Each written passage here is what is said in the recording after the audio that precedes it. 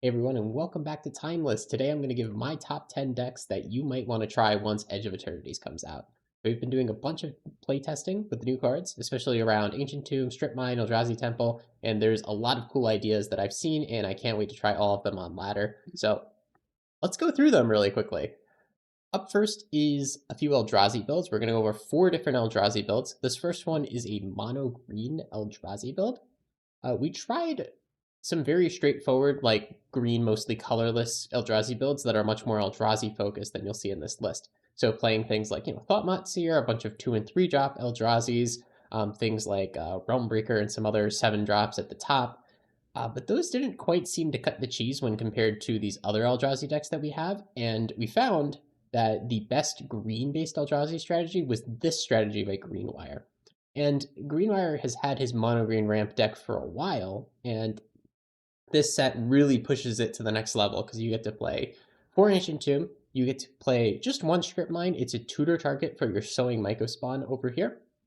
And this deck is very, very consistent at getting to a large amount of mana in order to play an Ugin or just hard cast this Emrakul over here. Kozilek's Command is another all-star card that is very good. So if you have a arbitrarily large amount of mana, you can go ahead and scry an arbitrarily large amount and make a large amount of spawns to sometimes even play an Ugin in the same turn. But if not, you just draw your Ugin for next turn, or perhaps you exile your opponent's biggest creature. And this deck is also just a fantastic One Ring Abuser deck because we get to play the 8 Soul Lands, and this is a theme you're going to see time and time again. Ancient Tomb goes very, very well with the One Ring, so if you're up against a Fear Creature matchup, this deck is going to do very, very well between the One Ring and being able to absolutely like smother your opponents with these high mana value cards. But it's going to be very weak to combo. Green is the least interactive color in the format. The only really good interaction that they have is Veil of Summer, and that's defensive interaction generally. So that's going to be the matchup strength for this deck, but I think on day 1 of the format, a lot of people are just going to be jamming Eldrazi piles, so you'll have a lot of fun with this. Right, this is my personal favorite out of all of the Eldrazi piles I've seen. The original idea came from Riley. Riley put together an Eldrazi aggro deck with Ragavan in it. It has a bunch of Eldrazi 2 and 3 drops.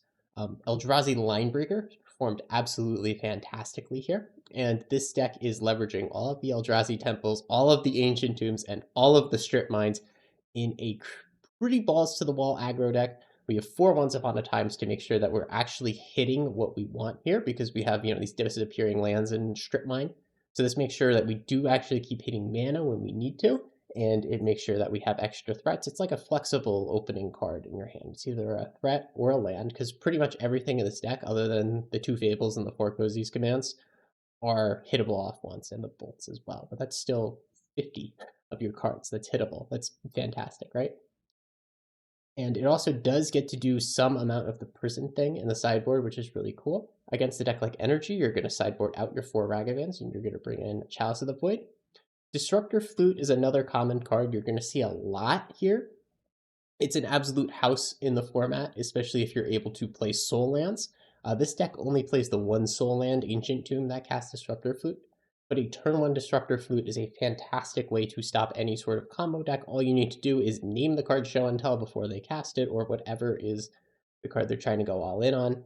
Thorn of Amethyst is also very good versus spell combo. If an opponent has an Omniscience out, this doesn't make it the spells free anymore. They cost 1 mana. And jamming this on turn 1 is definitely going to be enough to slow down spell combo. It also makes Dark Rituals a bit less effective, of course. And Gemstone Caverns is another theme that we're going to see a lot of here. We're going to see quite how good it is. This is a very all-in aggro deck, so I do like the idea of playing the Gemstone Caverns. It's also a colorless source when you're on the play for your double colorless pit deck, so it's not entirely a dead card. But I do think that if any aggro deck's going to leverage Gemstone Caverns really well, it's going to be this one, because we have a lot of busted 3s and 4s that would be just killer if you could play them on turn 1, to be honest, or just play a Ragavan plus Bolt together on turn 1. That would also be really sweet. Also, this card here, we are playing kind of like some dorky 2 drops to tie the room together. It that heralds the end and Wastekeep Battle Mage. These cards power level, it's not through the roof, but it's just enough to get there. It that heralds the end is just a couple extra points of damage on your 4 drops that are going to be turning sideways. And this Wastekeep Battle Mage, not the best card ever. I'd rather this be something like Eldrazi Mimic, but Kicker for green is very relevant in this deck. Kicker for green exiles any artifact or enchantment. That includes things like the One Ring, Static Prison, a lot of very relevant cards that your opponent will be playing to try to slow you down that you can hit with this. So keep that in mind. It actually overperformed a little bit. This was kind of in here to just fill a 2-drop slot, but I found myself exiling like a couple of different One Rings and Fables and Static Prisons and Blood Moons when we were testing. All right, up next is an Eldrazi-based Show and Tell build. So I want to talk about the new win con for Show and Tell that people have thought up recently. So in the past, you'd play 4 Waterlogged Teachings with Hullbreaker Horror in your deck, right? And you would do the Bowmasters loop, right? You would use Waterlogged Teachings to tutor both Hullbreaker Horror and Orcish Bowmasters. You play Bowmasters, ping your opponent, play another spell to bounce the Bowmasters, then keep doing it. You just have to ping your opponent 20 times with the Bowmasters by repeatedly recasting it. But Show and Tell mages have figured out a way to win guaranteed, well, almost guaranteed, with 1 Waterlogged Teachings tutor. What you're going to do with your Waterlogged Teachings is first you're going to tutor up a Cyber Siphoner. Cyber Siphoner is going to flashback Waterlogged Teachings, and Waterlogged Teachings is going to tutor up Sublime Epiphany. Sublime Epiphany is a big spell that usually costs 6, but now it's free, and it does a lot of things. What you're going to do with this is you're going to copy your Cyber Siphoner. Sublime Epiphany is going to go to the graveyard. Cyber Siphoner is going to see it in the graveyard, and it's going to pick up the Sublime Epiphany. So then you could recast it, copying your Cyber Siphoner as many times as you want. That's why I said it technically wins on the spot. It makes infinite power, but you need another turn to kill. In paper, what you could do is you could target your opponent with target player draws a card to deck them this way. So every time you copy your Cyber Siphoner, your opponent also draws a card. But I'm going to tell you right now, you are not going to be able to do this 50 times before roping on an arena. It's a paper lethal. It's something you'll have to accept that you cannot do on the client. Do not get mad when people don't let you do that and they don't scoop to that. Your opponent is going to take their 7 cards and untap with them, right? It's going to be more than 7 because they don't have to go to discard, right? So they're going to untap with like 20 cards in their hand and answer your omniscience after you try to deck them. So don't do that. Just make infinite Cyber Siphoners, draw the cards yourself so that you can play a Hullbreaker Horror and then bounce their whole board, put some Null Drifters into play just for guaranteed value, and then you should be fine if you were able to bounce their whole board and then have a Hullbreaker in play and holding a spell in hand at instance that you can counter something, right? You should be safe. It's just technically not a word and turn win, but it is tutorable off of 1 Waterlogged Teachings, which makes it worth playing. It's also mono blue. For this deck that's almost mono blue, this deck is black splashing for sideboard cards and Demonic Tutor, but you can build a mono blue version, as you'll see here.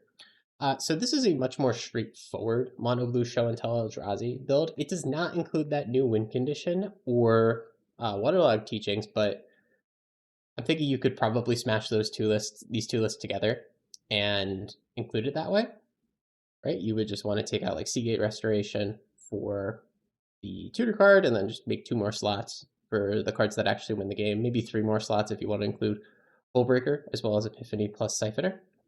But the idea behind this one is that it's just very turbo. It's very straightforward, right? We're playing 4 Chrome Mox, which is something that this deck was not playing.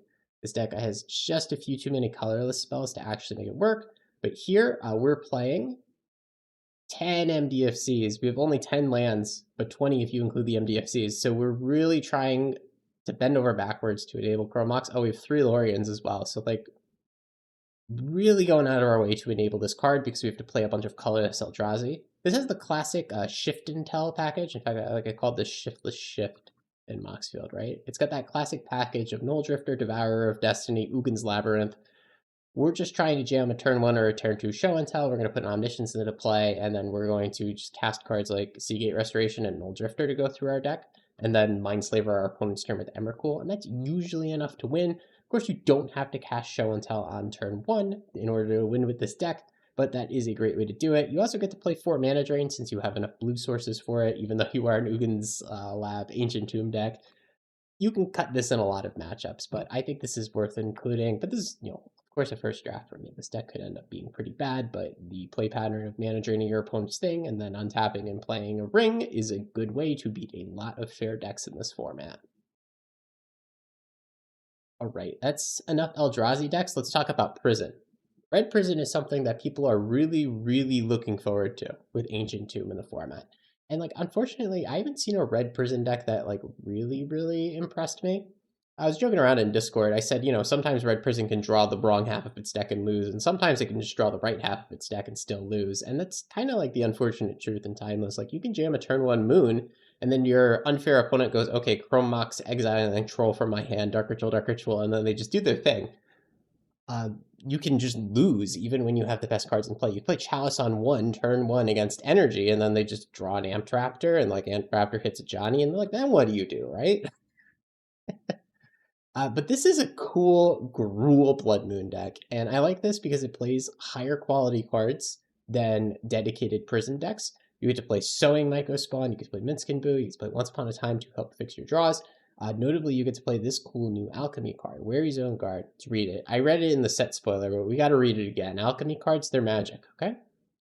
3-mana 3/3 enters the battlefield tapped. At the beginning of your second main phase, so please play this first main when you're playing this card. If Wary Zone Guard is tapped, return up to one target land card from your graveyard to the battlefield untapped, and the creature grows.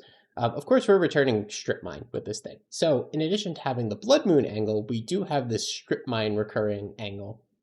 And even when we're not recurring Strip Mine, you can just recur your fetch lands, which is pretty sweet. And also, it's a Strip Mine format, right? So your opponent's going to be stripping you a fair amount of the time. So this helps you recover from your opponent blowing up your stuff. And even if you have like a Blood Moon out and you just happen to have a fetch land in your graveyard from before, it's still returning a quote-unquote basic mountain to play and getting some value, allowing you to ramp into something like the One Ring or a Hardcast Fury, which is really sweet. Fury's also an awesome card. You get to play 4 of it in this deck. You get to play 4 One Rings. So I would imagine that this could hopefully hold its own against Energy in a way that some other prison decks might struggle. But we'll see. We get to play 4 Pyroclasms and 4 Chalice in the sideboard. I have 1 Chalice in the main just because I have room for it. But you get to play 4 and 4 against Energy, which is sweet. And then against unfair decks, you get to play 4 Flutes, 4 Thorns. And I really do think that Thorn of Amethyst is going to be great moving forward, as well as Disruptor Flute. Like, if we're in an Ancient Tomb meta and a lot of people are playing other fast mana like Chrome Mox to supplement it, you're very likely to be able to just jam this card on turn 1. And just jamming this on turn 1 is going to slow down your spell combo opponent so much.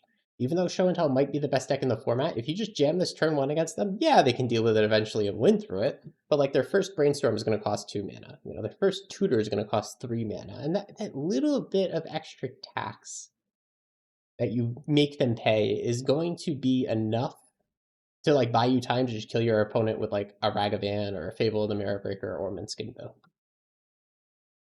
Alright, up next we got a couple of fair creature decks. First, we're going to talk about one of the ideas I had. This was like the first idea I had when I was thinking, okay, how can we put Ancient Tomb and Strip Mine in the same deck and play it in a fair deck? Really, in my head, I wanted to play them both in like an Energy style deck, and I did call this Ancient Tomb Energy, but I think we're down to just 1 card from Energy, or 1 Energy card being Guide of Souls. Of course, we have a lot of the familiar faces from Energy, right? We got Ocelot Pride, Orcish Bowmasters, Juggernaut Peddler. But since we have access to Ancient Tomb, I'm deciding let's try to go all in on fast mana for Energy, which is going to allow us to play a lot of 3-drops. We can play these 3-drops on turn 2, sometimes as early as turn 1, and slamming these cards ahead of schedule is a fantastic way to get ahead on board and stay ahead on board. Imagine you started one of your busted energy creatures, and then you Ancient Tomb followed up one of these, play another mana source into the One Ring for a lot of card advantage, or this sweet alchemy card, Inquisitor Captain. When it enters the battlefield, if you cast it and there are 20 or more creature cards, blah, blah, blah, blah, blah. Yes, we have meet the deck building requirement. We're going to seek 2 of those creature cards out of our library, and we get to pick which one goes on the battlefield. Note that like all of our creatures are like ETB creatures or creatures that have like a very useful static effect. And so you get to pick which effect you want based on the game, right? I play Inquisitor Captain and I get the choice. Do I want Archon of Emeria or do I want the creature removal? You just get the choice. Do you want an Ocelot Pride or a Bowmasters? My choice. It's an absolutely fantastic card. In my opinion, and it's one of those things that really helps you get ahead on board state. It's just 4 mana is a lot to ask for in Timeless, but we're playing 8 fast mana spells between Ancient Tomb and Chrome Mox, so I think we can get there. I was also talking to people about whether or not Strip Mine belongs in this deck, because we're at the end of the day a 2-color deck. It's going to make it tough to cast our own spells, and we're already like putting a lot of pressure on our opponent's ability to play Magic, right? By playing Peacekeeper and Archon of Emeria plus sideboard cards. So some people were kind of trying to argue that strip might not be necessary, and I kind of want to disagree from my initial playtesting because yes, you can jam Archon of Emeria sometimes ahead of schedule against Show and Tell, but Show and Tell decks and other combo decks are very well built, and they're built to be able to beat these cards. They can tutor up the removal spell, kill this thing, and just like wiggle out of the situation that I put them in, right? And that's a play pattern you'll see over and over again when you try to play a deck like this, is that you lock down your opponent, you think you have it, and then they just barely wiggle out of it because their deck is really well built and they knew the line. But in my opinion, if you put Strip Mine on top of that, that's how you slam the door in your opponent's face, right? Imagine like a curve out with this deck, right? You're curving out, you're playing your creatures, you've played your One Ring, whatever. Your Show and Tell opponent is stumbling because you've played Archon and Anointed Peacekeeper, maybe a sideboard card against them, but they do have outs. If I strip mine them and then start denying their mana, the amount of outs that they have is going to keep decreasing. And it's going to help me actually win the game by the time, my hand is empty and I don't have any spells to cast. Of course, we're a One Ring deck, so sometimes we just won't have an empty hand. But Strip Mine, I think, is a bit too good to turn down. I also don't have Gemstone in this build. I don't know whether or not it's worth it. It's actually been really interesting talking to some people about Gemstone Caverns, because there's some people who think you could just put 4 copies in the sideboard of Mardu Energy and it'll be good. Okay, maybe not all 4, but like, it's been an interesting thought experiment whether or not Gemstone Caverns makes the cut in something like stock Luris Mardu Energy. Because we know that deck has some busted play patterns, and having 2 mana on turn 1 will help, but is it really worth the card disadvantage and like the weird colorless mana, which is absolutely useless in energy when you're on the play? Probably not. We'll see though, we'll see. We need more data. I'm not saying anything with assuredness, and all these decks, just as like an FYI, I think they'll be good on day 1 of the format, but like whether or not they stay good, whether or not they stay tiered decks, I don't know. Don't hold me to it. All right, this is a really cool deck. This is from Marley. This is a mono white warp, so it's actually pretty similar to the Ancient Tomb energy deck that I just showed you, because it's a fair white creature deck that's leveraging Ancient Tomb, Chrome Mox, and a lot of fast mana to play things ahead of curve and also doing the Guide Pride thing. This differs because it's actually a dedicated Ephemerate deck, and we're playing a bunch of new cards. So Starfield Shepherd is a really sweet one. This is one that I talked about in my set review video. It's a good way to search for a Guide of Souls or whatever out of your deck, and then you could Ephemerate it for a lot of value. My idea in the video was that you could Birthing Ritual it. Here we're trying to Ephemerate it. And we have another really cool new card from the set that wasn't on my radar, because like I thought this was too much of a Timmy card, too much of like a win more, just not making the cut for Timeless. But I haven't played this deck, but Marley told me that he's had some crazy pop-off moments with this deck, making a buttload of Ocelot Pride tokens, so we'll have to believe it. Oh, by the way, we play Cottontail Caretaker, which is what really makes it go off. So it gives any creature card in your hand Offspring. That includes Ocelot Pride, right? So Ocelot Pride for 1 more mana can make an Ocelot Pride token, which it can then copy. But what's really interesting is the interaction with Warp. If you give the Warp card Offspring and you warp it into play, you can pay both of those alternate costs at once, so you would be paying 3 mana for the warped version of this card and an Offspring version that does not have warp. I believe that's how the rules actually do work. We'll have to see when the set comes out to be 110% sure, but I'm pretty sure that you actually can do this. So you're warping in a permanent copy of one of these cards, which is really sweet. Same thing with Solitude. You're evoking and paying 1 mana on top of the free mana. So you're exiling a card, paying 1 mana, and you get a permanent Solitude. That's a little 1/1, and 2 copies of the ETB. So yeah, this deck does have some really crazy pop-off moments like that. You also get to play a lot of the good white interaction cards. So you get to play good Hate Bears like this, and Deafening Silence. You get to play your Flute off of Ancient Tomb and Chrome Mox, of course, and Static Prison as a good interaction deck piece spell against creature decks. Oh, Prison over Swords, interesting. I just noticed there's no swords in this list, but we have 4 Solitude, so I guess that's really cool. Speaking of swords lists, here's one. So here's a Legacy Coper list. I ported a Legacy Maverick list to Arena and actually played really, really well, in my opinion. I don't know if this will continue to be good in the format, but this is a almost 1-to-1 port of a recent 5-0 Maverick list that looked pretty good to me. The idea with Legacy Maverick is you're a Green Suns abuse deck. Legacy does have a few more tools in the toolbox in the land department, but we get Strip Mine here. And Strip Mine is sweet. The card Elvish Reclaimer very, very, very overperformed when we were testing this deck. This card showed why it's a Legacy All-Star. Even if you don't have something like Dark Depths combo in your deck, you could still tutor up a Strip Mine and destroy your opponent's mana. You can tutor up a Blast Zone against energy. I think this is a mandatory one of if you're playing a Maverick style deck like this. We also have White and Knight of the Reliquary to get in there, and we also have more of this Alchemy card, Weary Zone card. I tried to squeeze in some Renegade Ralliers. I'm not sure if this is a perfect build. I wouldn't say that, but this is definitely a starting point if you want to like try the Legacy Cope list and try to have some fun playing like a Maverick style deck and crop rotating some lands with Elvish Reclaimers. Like the play patterns for this deck are really sweet. It also gets to play 4 Deathrite Shamans because the Legacy version of this deck play just normal mana dorks like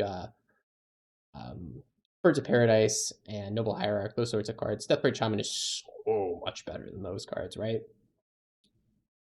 And then sideboard, you get a lot of the good interaction in the format. You can play Juggernaut Peddlers, you can play Archons, you can play Hate Bears. You can crop rotate for Bajuka Bog, which is so sweet. So this deck looks like it's going to be a lot of fun, even if it's not good.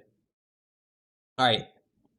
Up last for new decks is Mono Black Midrange, one of my favorite all-time archetypes in Timeless. I love this deck to death. I've been playing One Ring Black Midrange for like as long as we've had Dark Ritual in the format, right? I really love this deck, and I've always been a believer that like you can play this deck without Necro in it, and you could just be all in on the One Ring. And Ancient Tomb really reaffirms this belief, and when we were testing this deck, it really overperformed with access to another piece of fast mana for redundancy here. And a lot of people were trying to play prison decks and playing Blood Moon into my 9 Swamp plus 4 Troll plus Chrome Mox pile. And it didn't go too well for them when they tried to do that. In testing, we saw Troll of Khazad-dûm go coast to coast, taking our opponent from 20 to 0 multiple times. We saw hands eviscerated by Grief. We saw One Rings powered out by Ancient Tombs.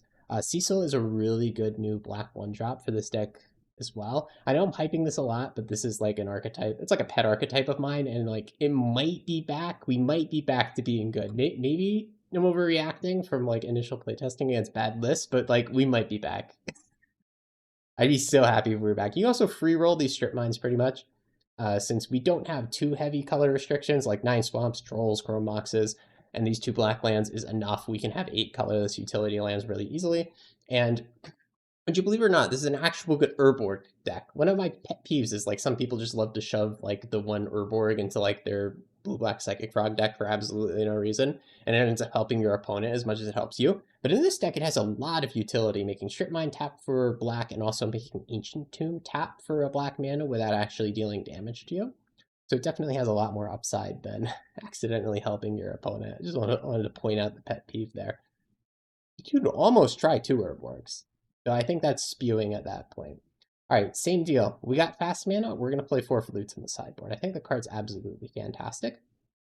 And we're going to lean on Flute and Thorn rather than leading on a lot more discard in the sideboard because we already are a Grief deck. Opponent's going to bring in Leyline of Sanctity against us if they're a really unfair deck. So we're going to want to bring in Thorn rather than bringing in more sideboard cards. And then we do have just one more Thoughtseize to go up to 6. But I'm saying we're going up to 6 instead of going up to 8 or even 10 discard spells like I've seen people do in the past.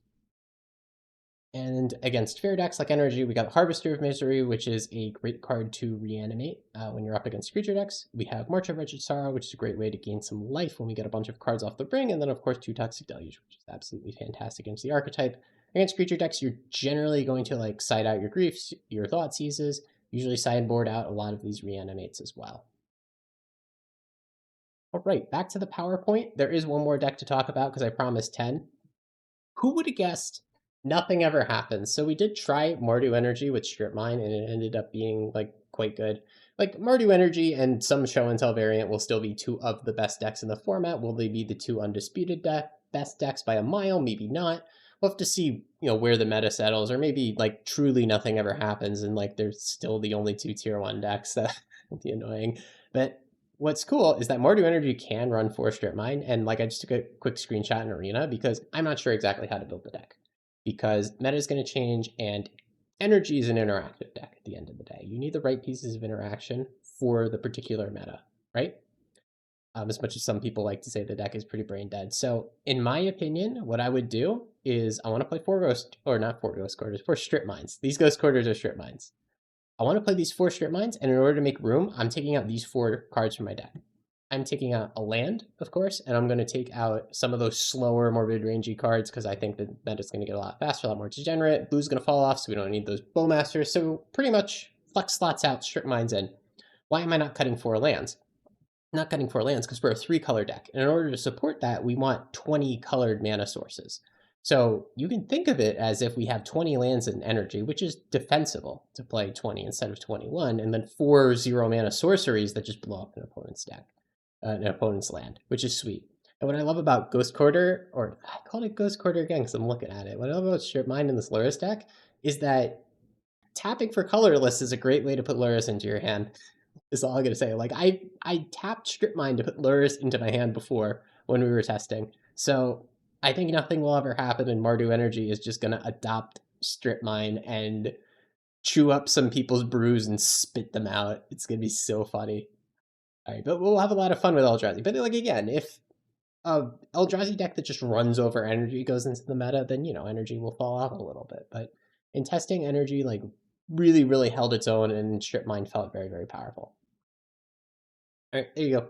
That's the end of the presentation. Join the Discord server where we've been doing all the testing, and let me know how it goes once you get like some games in on Arena, because like I can't wait for the set to drop to see whether or not we're right about these sorts of things and get like some actual data.